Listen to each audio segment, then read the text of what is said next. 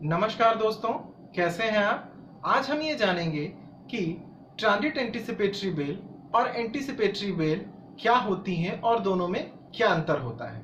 तो आइए शुरू करते हैं। जैसा कि आप जानते हैं, एंटीसिपेटरी बेल से संबंधित प्रावधान दंड प्रक्रिया संहिता की धारा 438 में अर्थात सीआरपीसी के सेक्शन 438 में दिया हुआ है, जिसके तहत कोई व्यक्ति जिसे ये आशंका है कि पुलिस उसे किसी गैर जमानती अपराध के आरोप में या किसी संज्ञेय अपराध के आरोप में गिरफ्तार कर सकती है, तो उस दशा में वह या तो सत्र न्यायालय में या उच्च न्यायालय में अग्रिम जमानत की याचिका दे सकता है, जिस पर न्यायालय कुछ शर्तों के साथ सुनवाई करता है।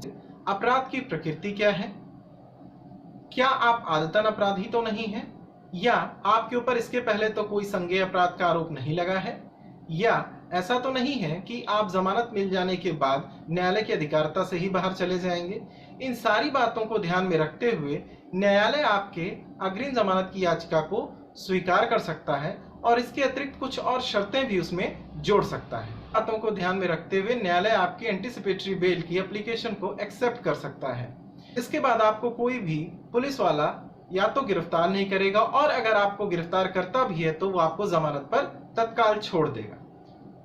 यहां ध्यान रखने वाली बात यह है कि एंटीसिपेटरी बेल की जो एप्लीकेशन होती है वो उसी न्यायालय द्वारा सुनी जाती है जिसकी अधिकारिता में वो अपराध हुआ हो। विधि का ये साधारण नियम है कि जहां पर अपराध होता है वहीं के न्यायालय को उसकी अधिकारिता होती है। अब आइए देखते हैं ट्रांजिट एंटीसिपेटरी बेल क्या होती है। ट्रांजिट एंटीसिपेटरी बेल से संबंधित प्रावधान ना तो सीआरपीसी में मिलते हैं, ना ही किसी और विधि में मिलते हैं। तो ये आखिर आई कहां से? तो ये न्यायालय द्वारा बनाई गई एक विधि है या न्यायालय द्वारा किया गया विधि का एक निर्वचन है। ये भी धारा 438 सीआरपीसी से ही निकलती है, जिसके लिए अलग अलग उच्च न्यायालयों ने अपने अलग अलग मत दिए हैं। महाराष्ट्र उच्च न्यायालय ने AK Nair versus state of Maharashtra के केस में यह कहा कि उस न्यायालय को भी जिसकी अधिकारिता में तो अपराध नहीं हुआ है परंतु अभियुक्त या आरोपी रहता है, उसे यह अधिकारिता होगी कि वो उसे ट्रांजिट एंटीसिपेटरी बेल ग्रांट कर सके। अब ये ट्रांजिट एंटीसिपेटरी बेल जैसे नाम से ही स्पष्ट है, ट्रांजिट का मतलब होता है यात्रा और बेल का मतलब यात्रा की बेल, यानी ये ट्रांजिट बेल सिर्फ और सिर्फ कुछ सीमित समय के लिए या निश्चित समय के लिए आपको मिलती है। ये उतने ही समय के लिए मिलती है जितने समय के लिए आप उस न्यायालय में जिसकी अधिकारिता के तहत आपके ऊपर मुकदमा दर्ज हुआ है या जहां पर आपके ऊपर आरोप लगा है, उस न्यायालय से आप उस न्यायालय में जा करके रेगुलर जमानत या एंटीसिपेटरी बेल नहीं ले लेता, तब तक के नियत समय के लिए आपको ट्रांजिट एंटीसिपेटरी बेल उस न्यायालय द्वारा दी जाती है जिसकी अधिकारिता में आप निवास करते हैं। इसको एक साधारण उदाहरण से समझते हैं। जैसे उत्तर प्रदेश का एक निवासी जिसके खिलाफ दिल्ली में गैर जमानती धाराओं में और संज्ञेय अपराध के तहत मामला दर्ज किया जाता है और दिल्ली पुलिस उसे गिरफ्तार करने के लिए लखनऊ आती, वो व्यक्ति अब दिल्ली जाकर के जमानत लेगा, उससे पहले ही दिल्ली पुलिस उसे गिरफ्तार कर लेगी। उस दशा में वो व्यक्ति इलाहाबाद उच्च न्यायालय में ट्रांजिट एंटीसिपेटरी बेल की एप्लीकेशन दाखिल कर सकता है।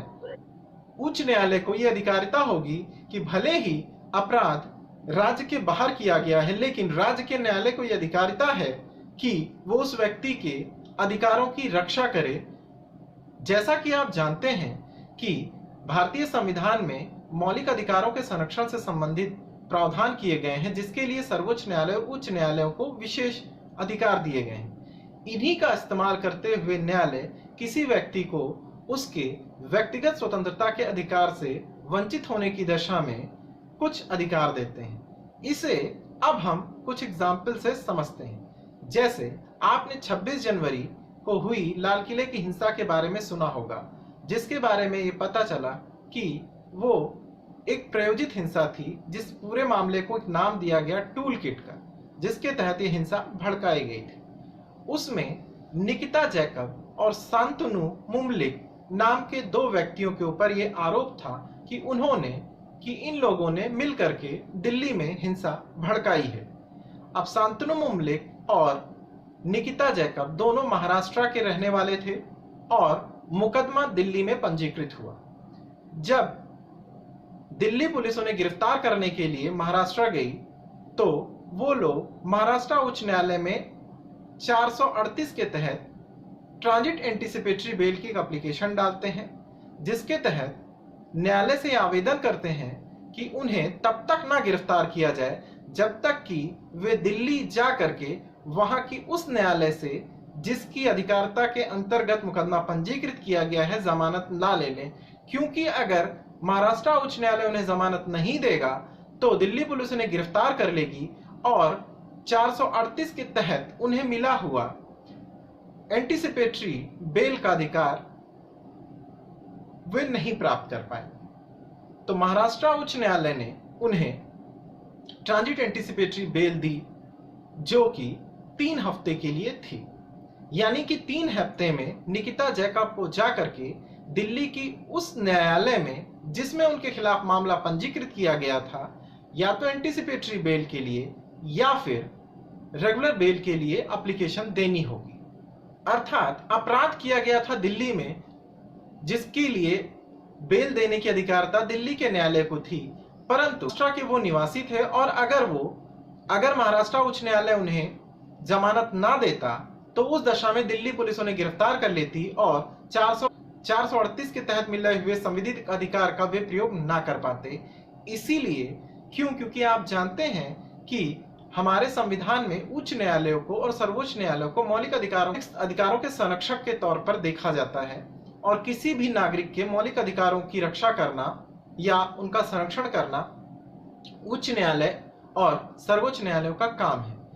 इसी के तहत किसी भी दशा में अगर कोई व्यक्ति जिसके व्यक्तिगत के अधिकारों का हनन होता है तो न्यायालय उसका संरक्षण का काम करते हैं। ट्रांजिट एंटीसिपेटरी बेल भी उसी दशा में बढ़ाया हुआ न्यायालय का एक कदम है जो व्यक्ति की व्यक्तिगत स्वतंत्रता की रक्षा करने का काम करता है। सर्वोच्च न्यायालय द्वारा संदीप लाहौरी वर्सेस जवाहर चेलाराम के केस में उच्च न्यायालय द्वारा एंटीसिपेटरी ट्रांजिट बेल से संबंधित प्रश्न को उच्च न्यायालय के लिए खुला छोड़ दिया गया है। अर्थात सर्वोच्च न्यायालय ने इसके लिए अभी कोई रूपरेखा तय नहीं की है या कोई निर्देश नहीं दिया है।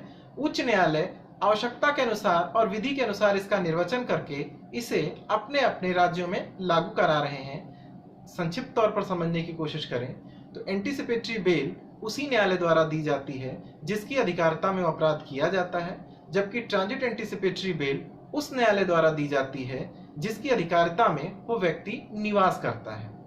दूसरा और सबसे प्रमुख अंतर ये है कि एंटीसिपेटरी बेल जो 438 के तहत उस न्यायालय द्वारा दी जाती है जिसकी अधिकारिता में वो अपराध हुआ है, उसके लिए कोई समय सीमा निर्धारित नहीं होती। वो हो सकता है 1 महीने, 2 महीने या कुछ दिनों या जब तक कि मुकदमा चले तब तक के लिए भी हो सकती है।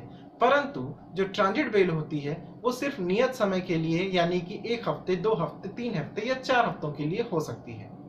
दोस्तों, जैसा कि आज हम आपके लिए ट्रांजिट रिमांड पर वीडियो लेकर के आए आपके कहने पर, ऐसे ही अगर आपके मन में कोई और विषय हो जिस पर आप जानना चाहते हो तो आप हमें कमेंट में बता सकते हैं। हम कोशिश करेंगे कि जल्दी से जल्दी उस पर भी कोई वीडियो लेकर के आए। अगर आपको हमारा ये वीडियो अच्छा लगा हो तो वीडियो को लाइक जरूर कीजिएगा, साथ ही सब्सक्राइब करना बिल्कुल मत भूलिएगा। और अगर आपके मन में कोई प्रश्न हो तो वो भी आप हमसे पूछ सकते हैं।